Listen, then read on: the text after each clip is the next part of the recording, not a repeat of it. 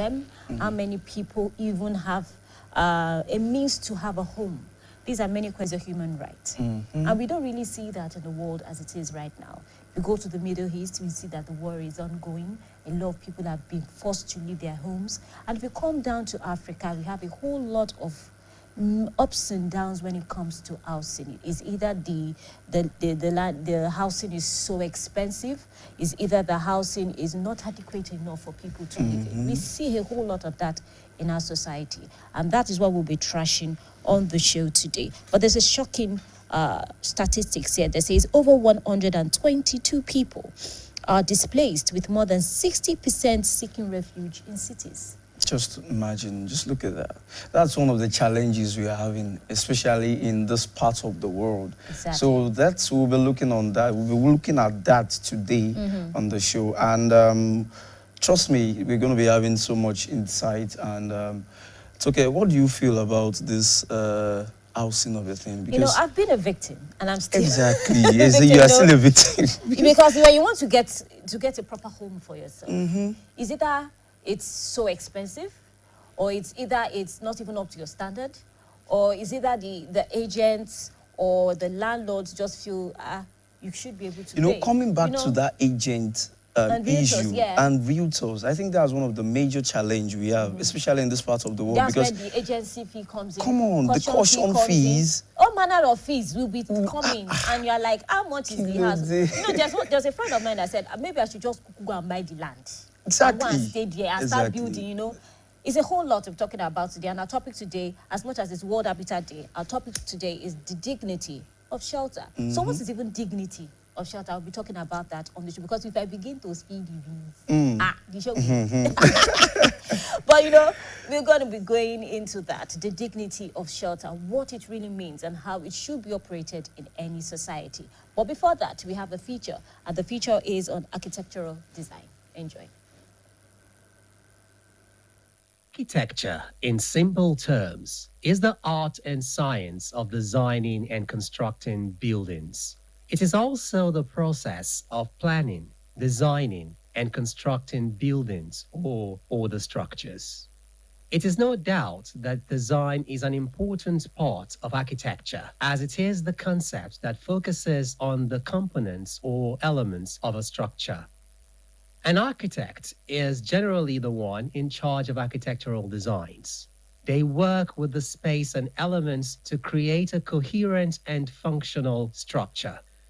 There are three basic rules or fundamentals to architectural design: aesthetics, function, strength or durability. Every design done by a professional architect must have these qualities. There are lots of other factors that are considered before the start of any architectural design, but they are all a branch of the main three. Architectural design must consist of art and science.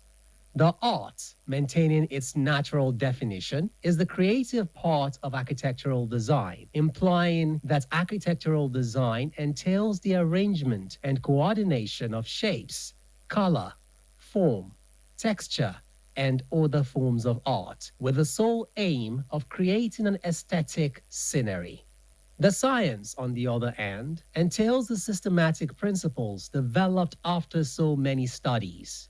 It is the part of architectural design that deals with numbers and factors of the natural environment. It is basically through scientific studies that we obtain what is required for a building. For example, if a room needs windows for lighting and ventilation, the sizes for each window is determined based on the amount of light or ventilation required. This is science. Other considerations are the height and length of the room with regards to the number of users and other elements such as furniture, type of roofing in relation to the natural environment, etc. So, every architectural design is the combination of the art and the science of creating buildings. The three founding principles of architecture or architectural design, that is, beauty, durability, and function, are critical to the success and realization of every architectural design. In essence, A building must be aesthetically pleasing. It must serve the needs of its users. It must be durable in resisting external elements such as the sun, wind, rain, cracks, etc. Before the start of any architectural design, architects are required to carry out a thorough site analysis. Site analysis is the preliminary study of a building site in relation to its location or neighborhood. When carrying out site analysis, the following should be considered. 1. Climatic analysis. That's the amount of rainfall, humidity, sunset and sunrise, wind direction, temperature, vegetation, topography, etc. 2. Infrastructure. This refers to existing buildings, roads, water supply, electricity, mobile network, etc. Other factors to be considered during site analysis include cultural background and zoning of site. That is the structure meant to be residential, industrial, or commercial? Site analysis is done by taking photographs, making sketches, taking statistical data of rainfall and other climatic factors, reading maps, and carrying out on-site survey. After the site analysis, the main architectural design begins.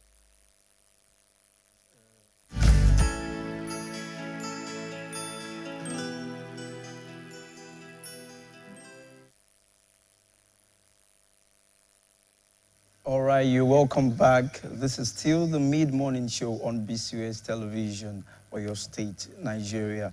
All right, we have our guests with us, and we have ESV Taiwo Adini in the studio with us. Sir, you're welcome, sir. Good morning. Good morning. Nice to have you on the show. It's nice to have you on the show, sir. The ESV Taiwo Adini is an estate surveyor and a valuer. Well, I'll start with this question. First of all, let's begin with the big picture. So, how would you describe the current housing situation in Nigeria right now? Or even over the years? Let's start with that. Yeah, it has been a problem, right from, it has been a problem that Nigeria have been battling with. If we, like we were taught when we were in school, we were told that there are a lot of development plan, which we were told kept on failing. Every plan. We have the first one, I think that one was 1962 to 1968. It was the plan has in focus that Nigeria is going to, that they are going to make available 24,000 housing units. But at the end of the day, 1962 to 1968, because of the because of the Biafra, because of the Civil War, they could not achieve anything. Then coming to 1970 again, they had another one. 1970 to 1974, another National Development Plan. They call that one Phase 2. Okay. Which have, the plan was that they want 54,000 housing units. That time we were still having 12 states. I think Lagos was to have 10,000, while the other 11 states was to have 5,000. They could not even do anything throughout that 1970 to 1974 until 1976, and they were only able to deliver 500 units from 54. Wow. 500 units. Then moving forward again, we have the third plan, which take off 1975 to 1980. That one, the plan was to provide 202,000 housing units for the federal government, by the federal government, while the state government was to provide 46. Wow, 46,000. 46,000 each. 202. At the end of the day, they could only provide 47,800 jobs. Out of the 200. Yes. Okay.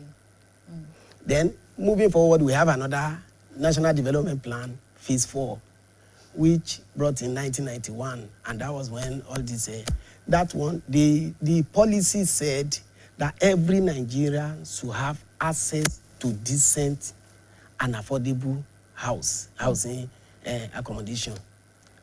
Okay. Decent and affordable.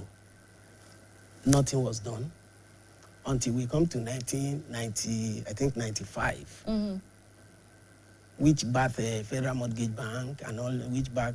Then that one, they said they will build 221 housing units. By that time, we were having 19 states. No, we were having, they said, yes, 19 states. The newly created 6 states was to have 5,000 each. Okay. Making 45. While the 12 states, we have 76 altogether, making 221. At the end of the day, they could only give us, I think, 47,000. So you can see that, and this plan was to meet a target.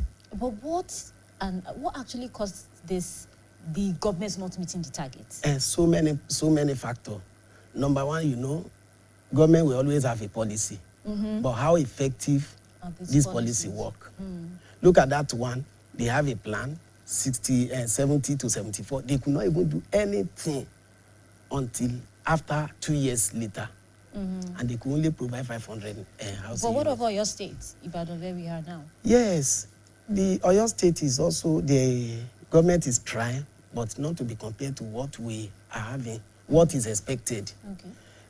If we are going to look at the current state now, we can say that the government is almost moving out of involvement in where you are talking of a smart house that they want to transfer, they want to sell it.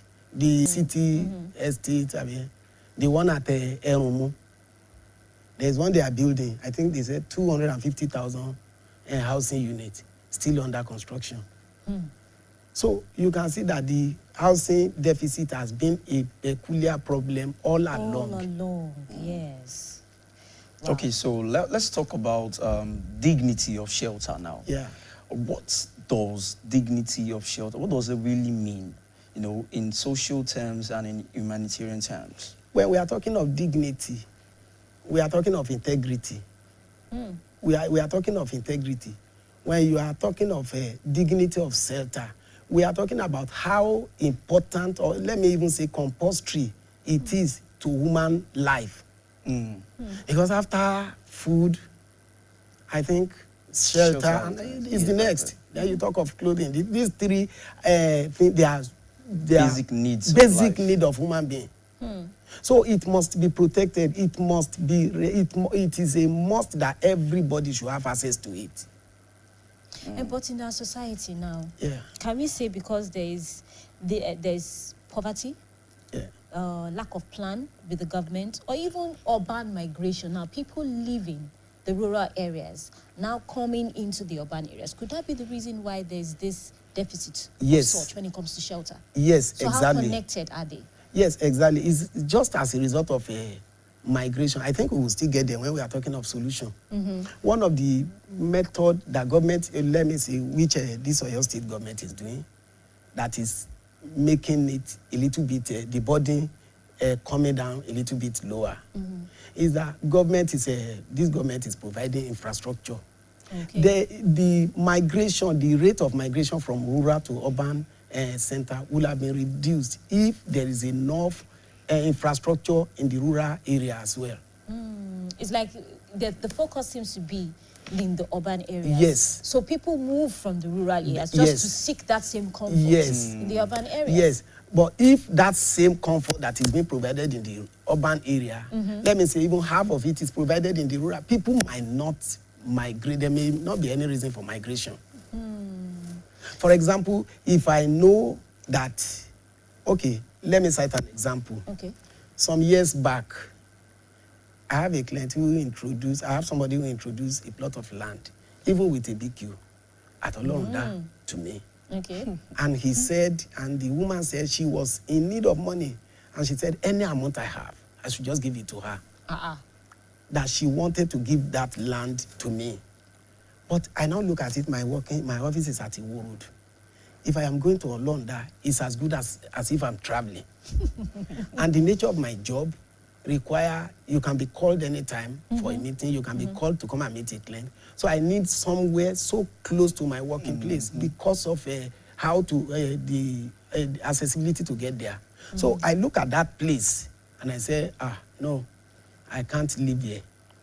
Now, if that same offer is given to me today, I will rush to it. Because to Why are you rushing to it? Because government have provided what the basic need there. The infrastructural development in there has been improved. To get, if I'm going to Olonda at that time, Olonda to this Idiape is not up to 7 kilometers. But if I am going from Idiape, then I will spend up to 3-4 hours. Back then. But now, under 15 minutes, 15 to 20 minutes, I will get there. So if I'm living there, will there be, if I'm living in that kind of place, I will not even need to come to the city center. Yeah. I will prefer to be there when all the basic need is provided there. But sir, we have a lot of people now who are living so far. Yes. From the place of work, all because the land is cheaper. And they don't even care about any form of amenities that we're even talking about. All they want is to have a place, a home, a shelter. Because really even in the city, housing is so expensive. Exactly. Even in the closer places, the places that have so much infrastructure, is very, very expensive. And now they have to go through the stress of transportation as well. So why do you think people really go through that stress? Yes, they go to that stress because they believe that no matter how much, no matter the distance, they see that one as their own. Oh, so that's the And the annual rent they are paying, which they are not sure that the next year they are going to pay the same thing. Or they are not even sure. Not even sure that the next, your landlord can decide that because you did not greet me yesterday. So please, agent, give her a quick notice or give him a quick notice to leave my house. Or the agent also might even say, because this house was available for almost 1 month or 2 months. But now the electricity, probably because of the electricity in the area, and now that the electricity is good, I need to get this person out. Okay. And put in another person, and put in a name fees that will pay more money, both to the landlord and now. So people will prefer that where there is security of ownership. Security of ownership. So that is what brings people. Yes. But don't you see, sir, that is extremely stressful for them? And that's what we are seeing. That if government is doing the needful, providing infrastructure, the stress will not be much. And people will be ready to cope with it. You know, there are some class of people that are even tired of living in the city center because of the noise, because of the pollution, because of the problem.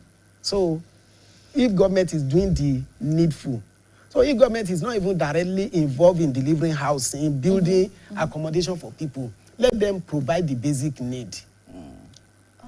You know, when you keep saying the government, I remember back then in my university days, there was issue of housing. Yeah. And it got to a point, most of the students had to, the landlords in the town, they were the lords because they had the right. They increased. They said, okay, your students, your mommy and daddy will pay. This, I'm saying, it was so amount. And to my surprise, a lot of us had no choice. In fact, for one room, it could be 3 of us. We will divide the money. So I guess these authorities realized that many people are not coming to the school because of the housing issue. And guess what they did? They now went through the banks that we are registered in, and they told them that they have to do this responsibility to the university by developing hostels. So do you think that as much as we are saying the government should come in, why not we ourselves and private investors as well? No, you know, there are some things, ordinarily there are some things that private or individual cannot do, except the government. Though part of it is this housing, something like the example you cited now. Coming in, I was asking somebody recently, I have a private university. I said, are you telling me that the location of that private university is still, or the people it can sustain? Seriously, I have a client who wanted to come and site their company here some years ago. They were discouraged because of the situation of the town then, majorly the road network. But if such people should come around now, they will see another thing. And that is not only that. You can see that the rate, there's not anywhere you get to. And it's not only limited to Ibadan alone, not limited to Oyo State. It's everywhere. You can see that it daily expand, yet we still have shortage of accommodation. We still have, despite the expansion every day. And so what are the factors that actually cause this shortage of housing? Because if it's expanding, how come we still have that issue of shelter? And some of the reasons I can say that leads to that, it might be taste and the type of accommodation provided these days. For example, 25 years ago, what is common is this Brazilian type of accommodation, face me, I face you. Yes, back then. You can have 12 rooms with, you can have 6 rooms with 5 family or 7 family. You can have 6 rooms with 5 family or even above. But these days now, nobody is even ready to live in that type of accommodation. So the available land, they are using it to build for themselves. If I want to build, I will build what will be comfortable for me and my family alone. So what will have been used for 5 family, I'm using it alone. Maybe 2-3 bedroom on the same one plot of land. But that's not a bad thing. It's not a bad thing. No, why the city is expanding, we are talking about the expansion of the city. So what I'm saying now is that the accommodation, if 3 of us were to look for accommodation 20 years ago, we will live under the same roof. You will take room and a parlor, I will take room and a baby, you will take. But today now, which is just under 1 plot. But today now, we are going to consume 3 plots. Because of our individual preferences. Yes. Okay. So that's what I can say is affecting the expansion, and part of what is causing the expansion. Yet, the housing shortage is still there. Yeah, you are talking of the expansion. Okay, 3 houses having taken up a whole lot of space. Yeah. Sir, I've been through the process of trying to look for a house, and I see more old houses than the new houses in this Oyo State. To the extent that even when you say you want to get a house, they say it's brand, it's new. All for you to notice that it's the whole building that they're renovating. Yes. So is it because there is shortage that they are renovating the old houses that I feel should just come down and something new comes up? No, many factors. You are Please looking tell at us the factors. We are looking at the construction cost. Okay. To bring in that construction. Okay. And then even the quality of raw material. Wow. Because there are some of these old houses, if you go there, they are more solid compared to some of the one we are having today. So some people will just look at it that instead of bringing this one down, let me renovate or refurbish it, repackage it. But why should it now come as expensive as a new house? The cost of construction, the cost of material is still the same cement that he's going to use. And mind you, the fact that it's an old house doesn't reduce the land value. It doesn't reduce the land value? It doesn't reduce the land value. Even with the old house? Yes. It doesn't reduce the land value. Land will continue to appreciate. Okay. It can never depreciate except act of God. The building is 10, 20 years. Yes. So the land value, they whosoever that is buying it will buy the land first, then to talk of the building on it. So it means that if you are looking for a property here in Bashono, you are not going to look at the structure. You want to look at the land value first. Okay, so now I'm learning. I think we are both learning there. We're learning. So the land value, yes, it's there. Yes. But the building, you can still reconstruct and you can even pull it down. Yeah, now depending on your choice. Okay, so what do you say about, these landlords that refuse to, renovate houses? They just feel like, okay, it's just there. Let me just leave it. No. And, the tenants. Yes, they are taking the rent. No. In fact, much more higher now. No, a landlord that refuses to renovate his or her house is not helping himself. because a house will command the rent to a certain point. Okay. After some point, whether you like it or not, it will continue to come down. That's why you are seeing transfer here and there in the city center of these old houses. Because, for example, if you build, according to what we are taught and what happens in the practice, the day you build a house, it starts depreciating. The day you build The it. day you finish building a house, it starts depreciating. It's of it to appreciate. I don't understand The that. value, it starts not in value. Okay. Not in value. I mean, for example, if you finish a house today, we are taught to have a personal an account for major repairs. for major repair. Okay. So the